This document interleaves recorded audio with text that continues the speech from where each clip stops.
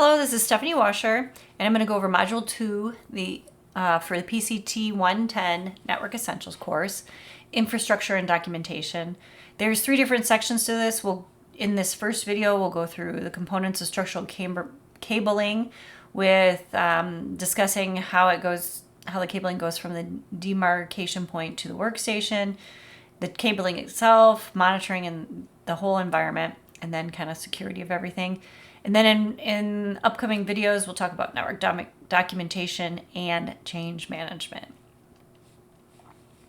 So we'll everything that we just said, it goes through all of the objectives, and then it gives you a little scenario. You can read through that.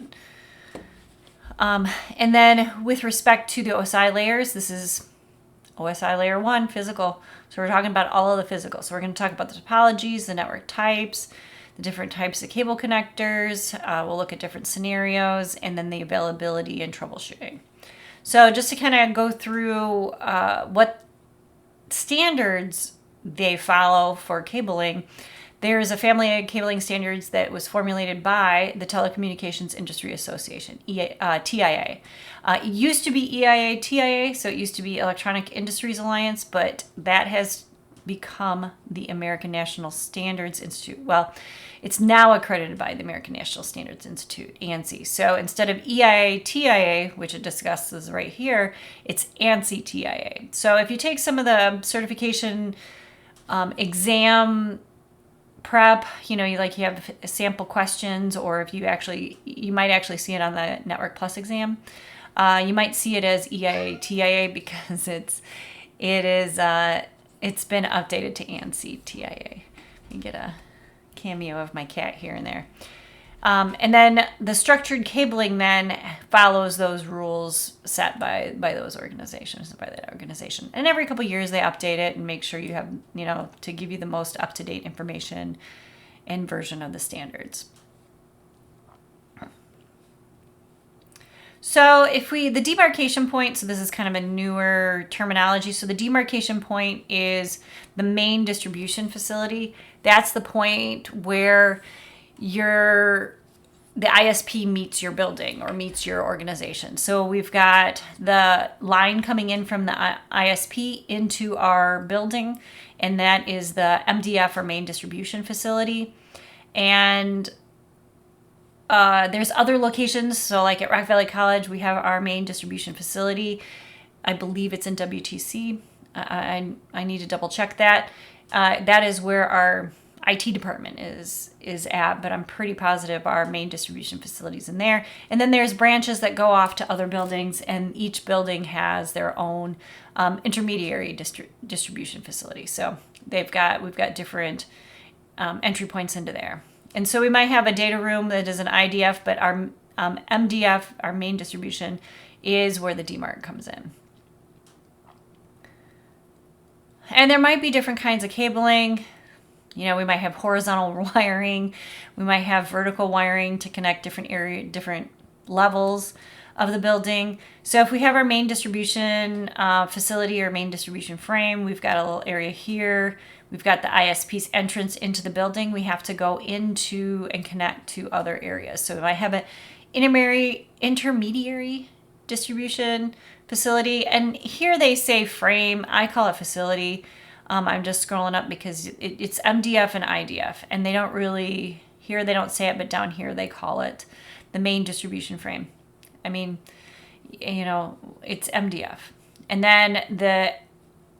then here is our IDF that will go to all of our areas. So like WTC has a main area where the ISP comes into the building, then it connects to the IDF that distributes to all of the areas within WTC, because there's a couple of labs. We have a main computer lab. We have at least 3 upstairs. We have 3 rooms upstairs that we use for classrooms that have lab computers.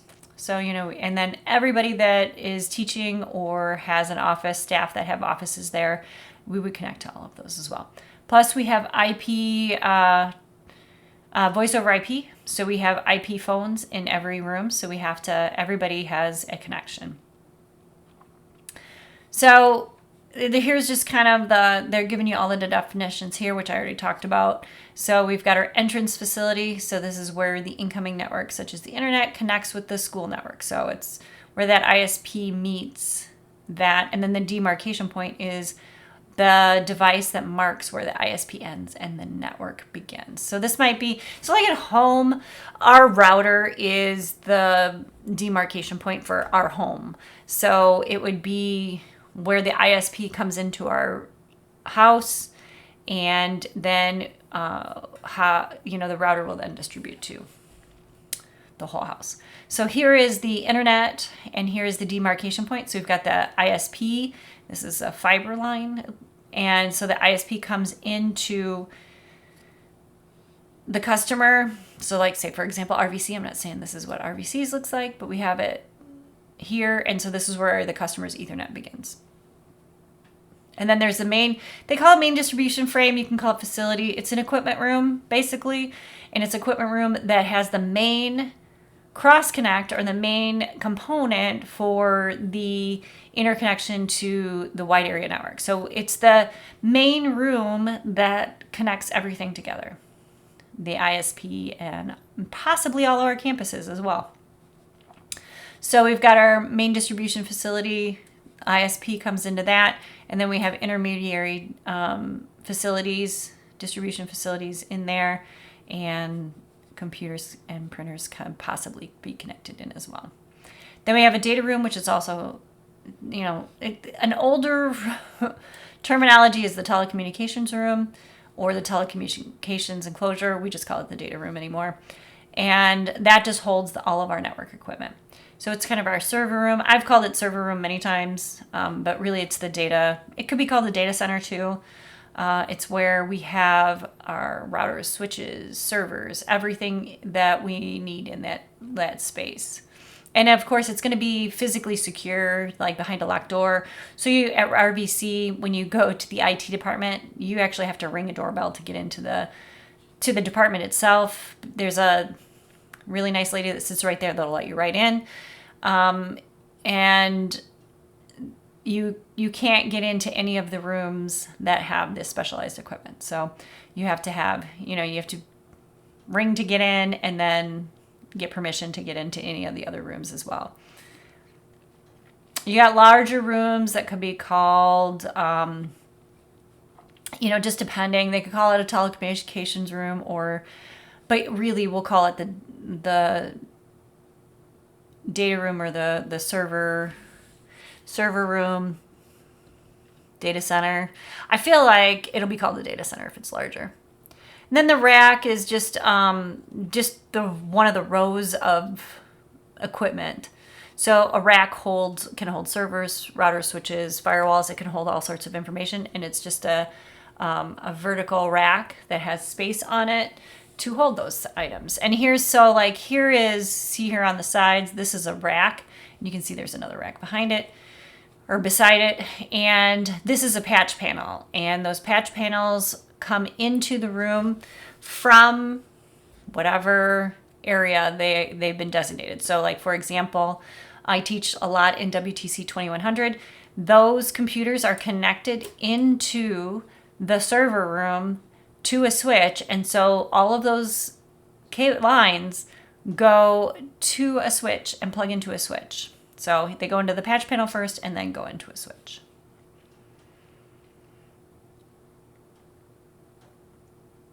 So we kind of have an empty one underneath it. And then this is what it looks like filled. And then we have our voice over IP equipment.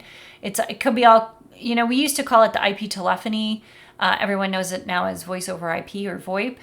And that's just using our network to carry phone signals on it. So we got voice signals that we carry on it. So we use it in order to communicate.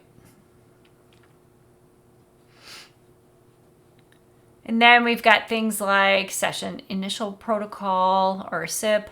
This is our signaling protocol for the voice over IP lines. And then PBX is it's private branch exchange. So voice over IP PBX equipment, it's kind of a tongue twister there. And that is just dedicated lines, and for phone, or it might be an actual virtual switching device that connects and manages any of that information. And it'll be through a voice over IP gateway or a VoIP gateway. And then, all of our phones, and I've shown this in class before, so if you had me in class before, the voice over IP phones, they're sitting on our desks, they're connected to the network. And some of them need a specialized switch where you run power over those. So you have power over Ethernet. So if you have a specialized switch, you can actually run power through the Ethernet lines and power those voice over IP phones as well. Instead of having each phone plug into the wall via, for power and for cable, the voice cabling, you can just have the one data line that will, that switch will provide power over it as well.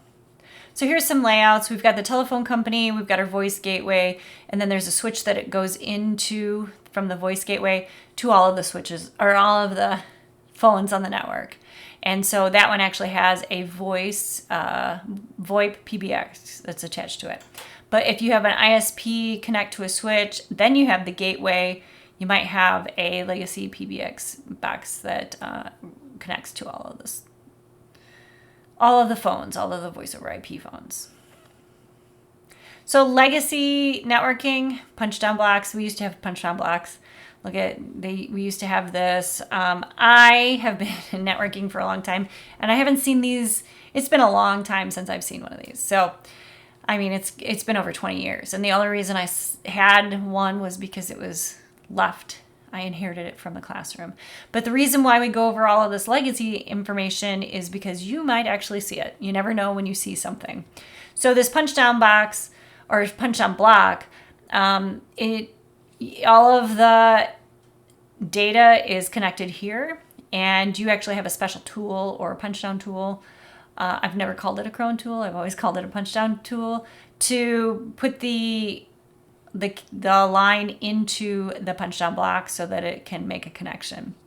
So this one, we've got a 110 block, we've got crone block, we've got BIX, building industry cross connect block, we've got a 66 block. So there's many different blocks.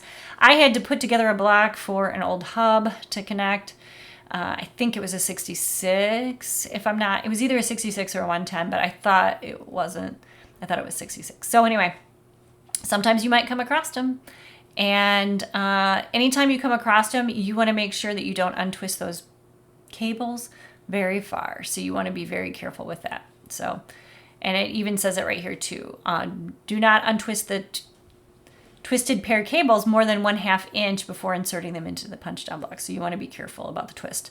Twist is there for a reason, which we'll talk about in a little bit.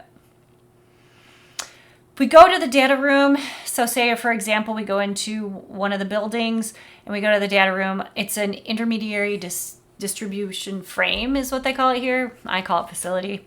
You'll hear me say facility all the time. But also also called frame. So we've got the connection between the MDF and the end user equipment on each floor. So we've got an IDF in each area in order to connect the different floors or the different buildings. So the ANSI TIA standards specify at least one IDF per floor. But if you have a really large organization, there could be several data rooms and several IDFs. So you could connect many different ones. So here's where we've got our same example that we've used before, right? So we've got our main distribution facility. We have some computers running off of that. And then that's where our ISP comes in, and we have IDFs connected. They could be different floors. So this is just kind of a logical topology, and we can see we've got different IDFs. These might actually be separate floors. We just don't know. We don't know yet.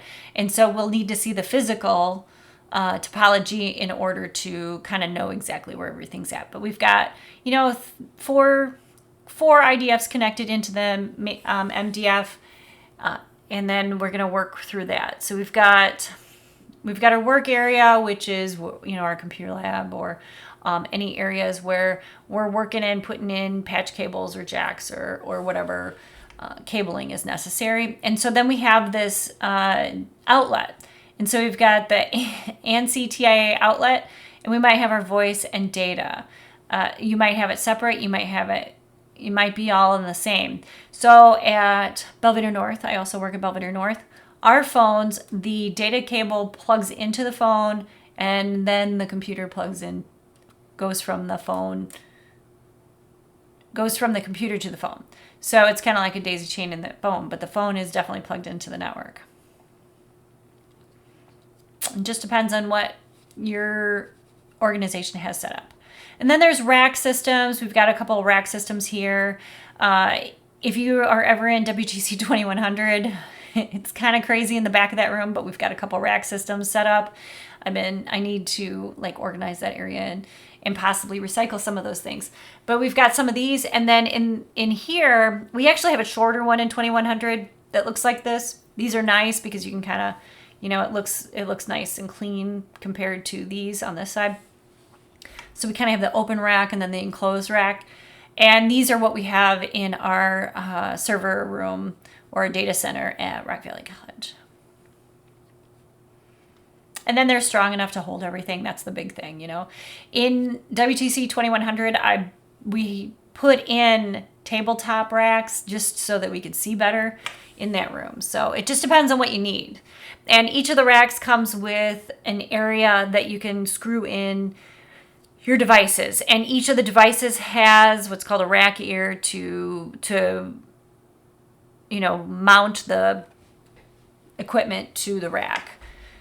I know on the Cisco, the routers and switches I just bought, and actually almost every single one of the routers and switches I've bought have been Cisco. They come with the little side rack ears, and you can actually, the ones that on the Cisco stuff, it's actually separate, and you can actually put it on how you need it, and if you need more space or not. So some of the racks depend. So this is like a 1U rack. It's so the height of it, and you can have like a 42U tall rack, which is about 6 foot. So, and half of that would be 18U or 22U. So if you want about 3'1", and you can look at the ones, if you're in WTC 2100, you can look at those because they're right there on that table. And then the width is generally 19 inches wide. There might be a 23-inch one, but almost all of them are 19 inches wide. And I've been pricing these a lot lately in the last couple of years, and you have to buy a specialty one to get a bigger one or a wider one. And then the depth just depends on your manufacturer, who you buy it from. In server closets, not everything is connected to a monitor, keyboard, mouse. So it's not all in one. So you need what's called a KVM switch or something like that. So KVM, which would be keyboard, video, mouse switches, and they'll connect to the console of any of the devices that you need to get into. So here's kind of a single console that uses 5 KDM switches to access and configure multiple devices in a row of racks. So here's an example. We got a monitor, a keyboard, and there's probably a mouse somewhere, or a trackball, or a touchpad. So here's an example of that you can get in, and you can configure your routers and switches through that, or servers even.